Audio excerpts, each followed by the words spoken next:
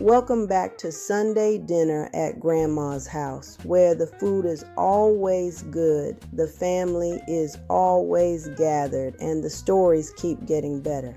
We're now 4 weeks into this series about the stories Grandma used to tell around that dinner table. Stories that taught us lessons, made us laugh, and helped us understand where we came from and who we were supposed to be. We've heard about Grandpa sneaking out, Uncle Junior and the rooster, and the Great Switch Chase of 1985. This week's story is one that Grandma told with a particular twinkle in her eye. Usually when she caught one of us younger grandkids trying to sneak a taste of something before dinner was ready. She'd clear her throat to get our attention and we'd freeze like we'd been caught robbing a bank. Then she'd smile that knowing smile and say, "Let me tell you about the time I caught some of your older cousins stealing my famous chocolate chip cookies and what I did about it." And we gather around because we knew this was going to be good. Grandma's famous cookies were legendary in our family, and the thought of someone being brave enough or foolish enough to steal them was both terrifying and fascinating. But what made this story special wasn't just about catching us in the act. It was about what Grandma chose to do instead of punishing us the way everyone expected, and the lesson that came from her unexpected mercy. Let me tell you about Grandma's chocolate chip cookies first, because you need to understand what was at stake here. These weren't just regular chocolate chip cookies that you could buy at the store or make from a package. These were made from Grandma's secret recipe that she'd perfected over decades, cookies that were crispy on the edges and soft and chewy in the middle, with just the right amount of chocolate chips and a hint of something, maybe vanilla, maybe almond extract. Nobody knew for sure. That made them taste like heaven wrapped in butter and sugar. Grandma only made these cookies for special occasions. Holidays, family reunions, church bake sales, and sometimes just because she felt like blessing the family with something special. When Grandma made a batch of these cookies, word would spread through the family like wildfire. Cousins would call each other, "Grandma's making the cookies, make sure you come by this weekend." Adults would find excuses to stop by her house, and us kids would orbit around that kitchen like planets around the sun, hoping to get one or two if we were lucky, knowing that Grandma rationed them carefully so everyone got their fair share. The cookies lived in a special tin container on top of Grandma's refrigerator, which in the 1980s seemed like it was about 10 feet tall to us kids. She put them up there specifically so little hands couldn't reach them without getting a step stool or a chair, which would make noise and alert her to what we were doing. But Grandma understood that forbidden fruit always tastes sweeter, and putting those cookies up high just made them more desirable, more worth the risk of trying to get to them.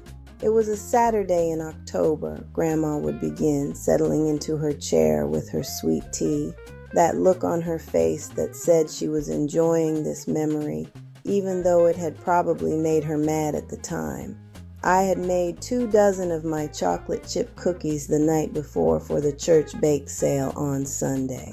They were cooling on the counter, and I specifically told every single child in this house, and there were about 8 of you here that weekend, that those cookies were not for eating. They were for church, to raise money for the youth ministry, and I needed all 24 of them to be there Sunday morning.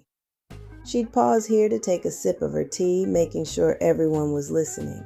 Now I knew that telling y'all not to eat the cookies was like telling the ocean not to make waves. It wasn't going to stop you from trying. So I stayed in the kitchen while those cookies cooled. I packed them up in my tin, and I put that tin on top of the refrigerator where I could see it from my chair in the living room. And I thought to myself, okay, they're safe now.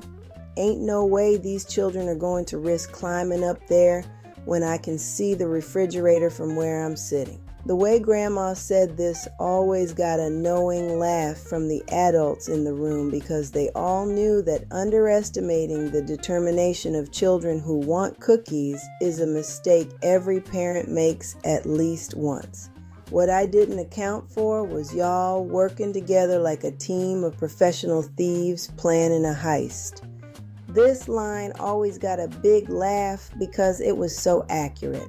Kids who couldn't agree on what TV show to watch or who got to sit in the front seat could suddenly become a coordinated unit when there was something worth stealing. I had gone to my bedroom to fold some laundry, couldn't have been gone more than 15-20 minutes, and in that time y'all put together a whole operation.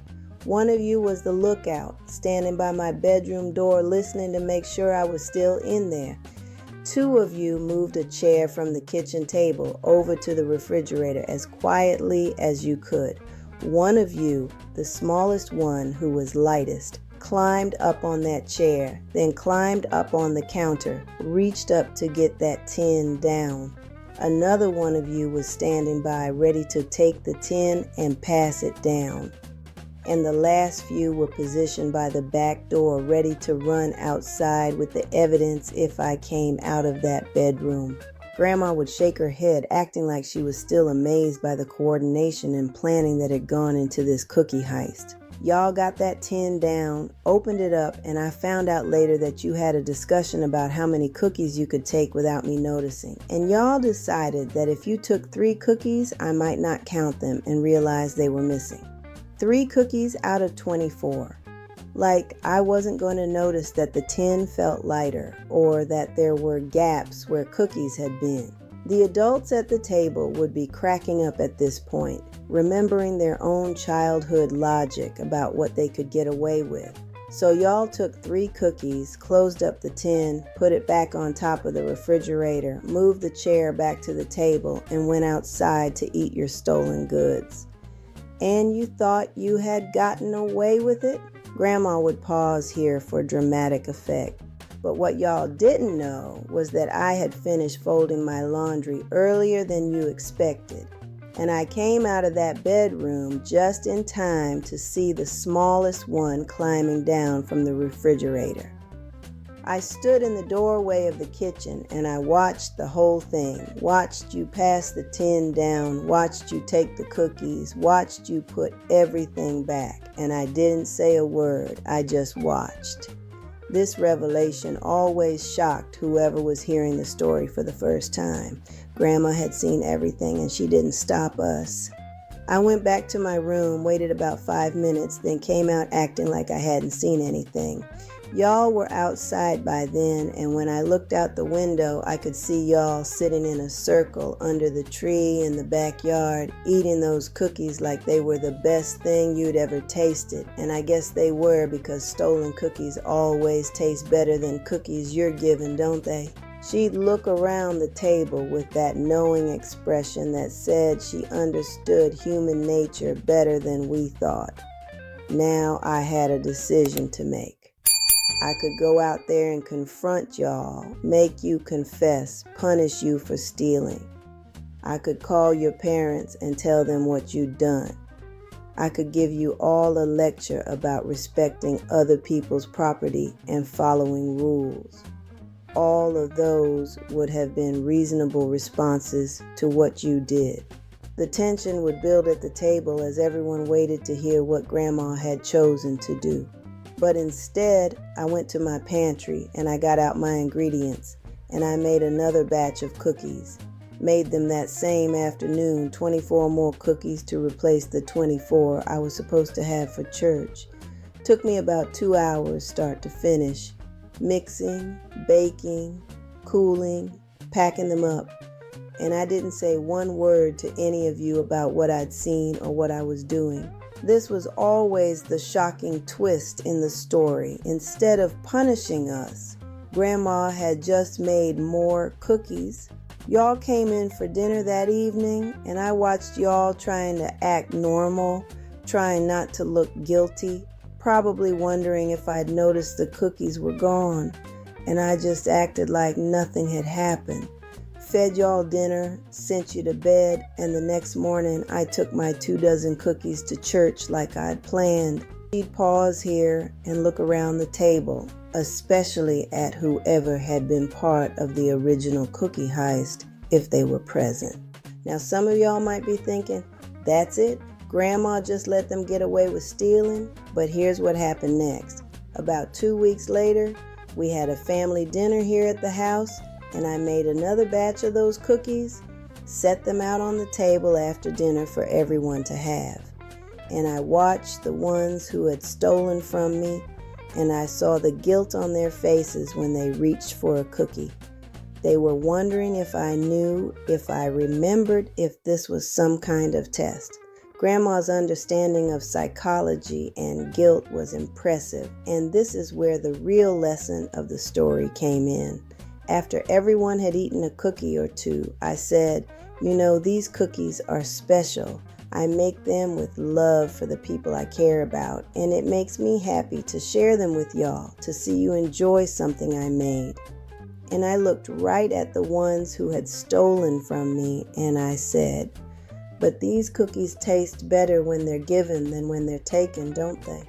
The room would get very quiet at this point because everyone understood that Grandma was revealing that she'd known all along.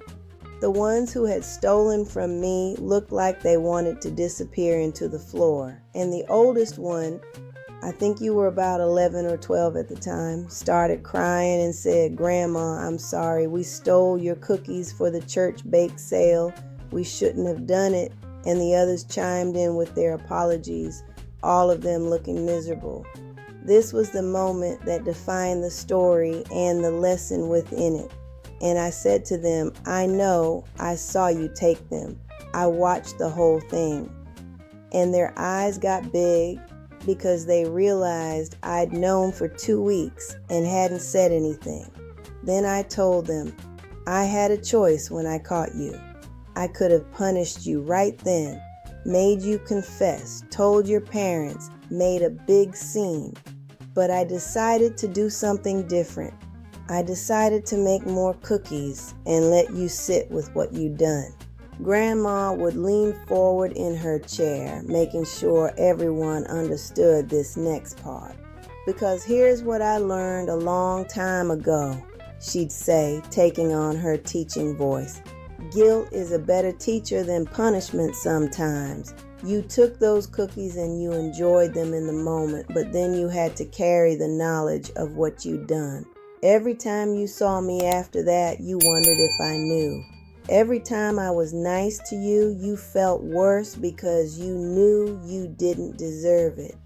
Every time you ate one of my cookies after that, you remembered that you'd stolen from me. And that guilt taught you something that a spanking never could have.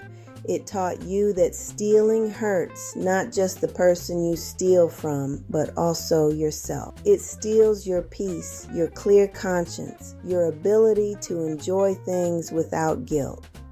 The table would be completely silent now, except maybe for someone quietly sniffling because the weight of the lesson was settling in.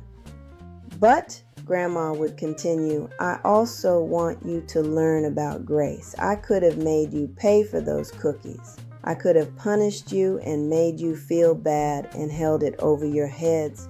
But instead, I chose to absorb the cost of what you did. I made more cookies.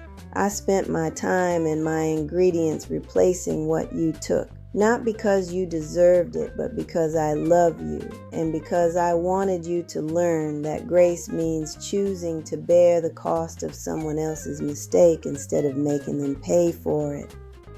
This was the heart of the story, the reason Grandma told it over and over, not to shame the ones who had stolen, but to teach everyone about guilt, consequences, grace, and forgiveness.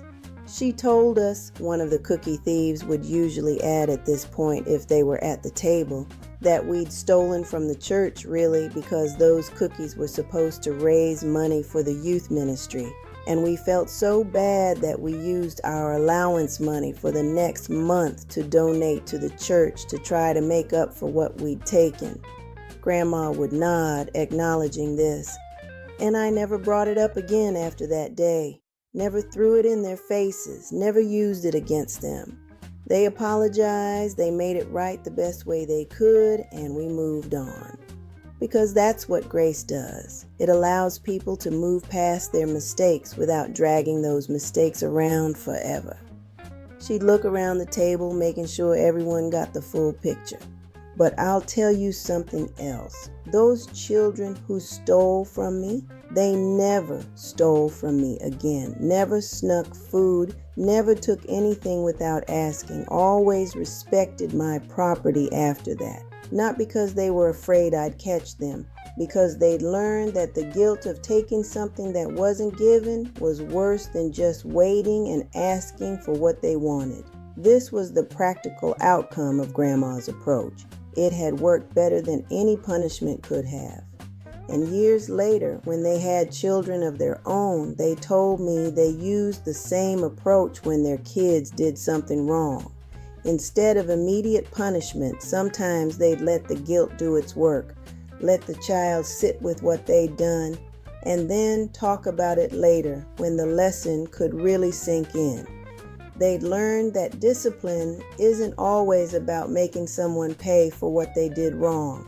Sometimes it's about teaching them why it was wrong and helping them choose better next time. Grandma would sit back in her chair, the story complete, and usually someone would ask the question that always came up, "But Grandma, didn't it make you mad? Didn't you want to punish them?" And she'd smile and say, "Of course it made me mad. I'd spent time and money making those cookies for church, and they stole them. But I asked myself, what do I want to accomplish here? Do I want revenge, or do I want to teach a lesson that'll stick with them for life?" And I chose the lesson. The anger I felt in the moment was temporary, but the lesson I could teach by responding with grace instead of anger, that was permanent. This encapsulated Grandma's whole philosophy of dealing with children's mistakes. She was always thinking long term, always considering what approach would have the most lasting positive impact, always willing to absorb some cost or inconvenience herself if it meant teaching a valuable lesson. As we got older and reflected on stories like this, we realized how countercultural Grandma's approach was. In a world that told us people should pay for their mistakes, that consequences should be immediate and harsh, that wrongdoing deserved punishment, Grandma was showing us a different way. She was demonstrating that sometimes the most powerful response to someone's wrong is grace. Bearing the cost yourself, allowing them to sit with their guilt, and then offering forgiveness and a path forward.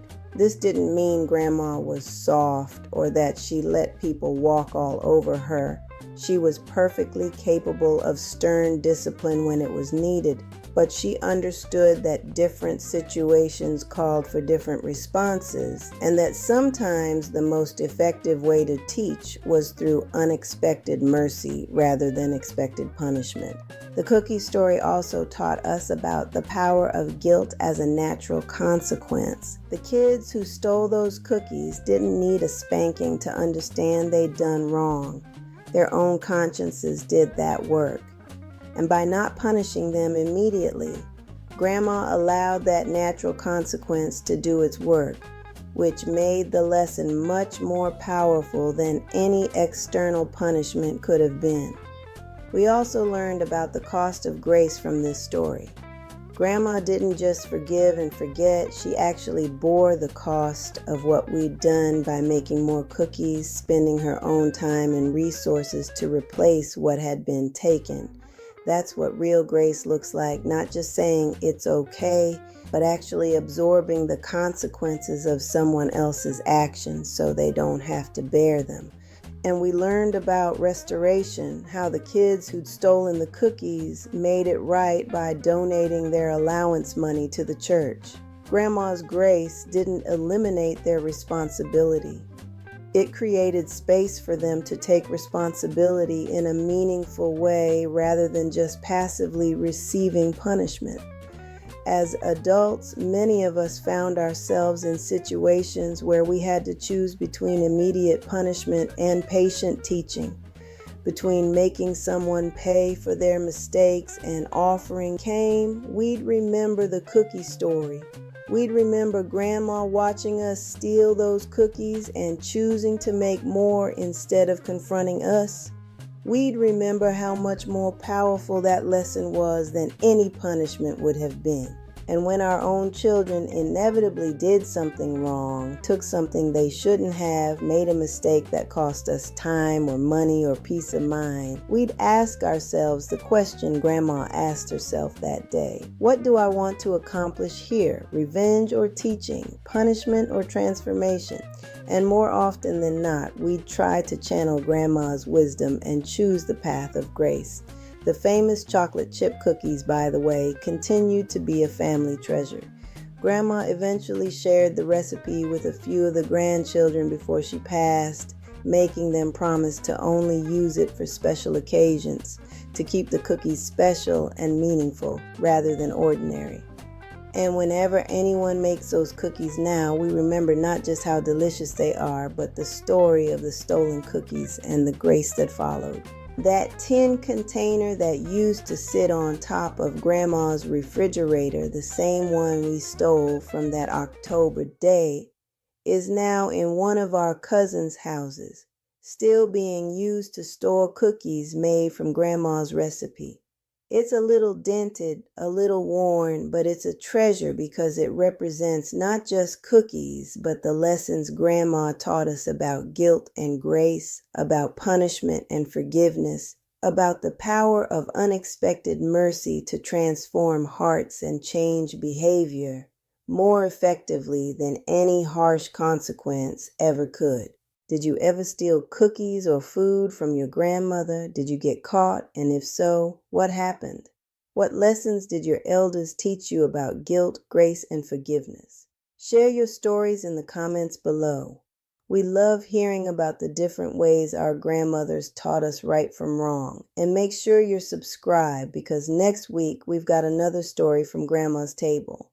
We're going to tell you about the time we broke Grandma's good china and how she saved us from our mama's wrath. Trust me, you'll want to hear this one. Hit that subscribe button and we'll see you next Sunday at Grandma's table.